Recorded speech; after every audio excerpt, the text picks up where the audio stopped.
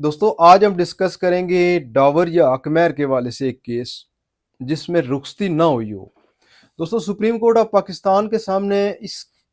जो केस है इसके जो मेन क्वेश्चन वो ये था कि जब दो पार्टीज मियाँ बीवी के दरमियान निकाह हो लेकिन उनके दरमियान रुखसती ना हुई हो तो फिर ऐसी सूरत में जो अकमैर है उसकी क्या डिस्ट्रीब्यूशन होगी, वो कैसे लिया जाएगा और कैसे दिया जाएगा। दोस्तों इस केस में मियाँ बीवी के दरमियान जो निकाह जो है उसके वक़्त हस्बैंड ने अपनी बीवी को तकरीबन 99 कनाल जो ज़मीन थी वो दी आकमैर में, और चूँकि रुखसती नहीं हुई थी और जब उनकी आपस में सेपरेशन या अलहदगी हुई तो हस्बैंड ने केस फाइल कर दिया उसकी रिकवरी का। तो उसके ऊपर जो है ना वो कोर्ट ने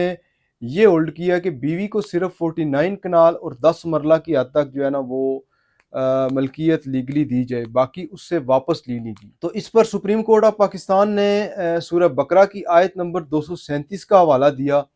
और ये बात वंस फॉर ऑल होल्ड कर दी कि जब भी पार्टीज के दरमियान निकाह हो लेकिन रुखसती ना हुई हो तो ऐसी सूरत में जो वाइफ है वो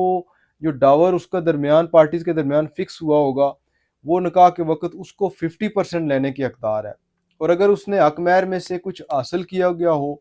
तो फिर जो है ना वो उसको 50% वो रखेगी अपने पास, और जो 50% या 50% बाकी है वो उसको रिटर्न करना पड़ेगा, अनलेस के उस हस्बैंड ने जो है ना वो उस राइट को वेव ना कर दिया हो वॉलंटरीली।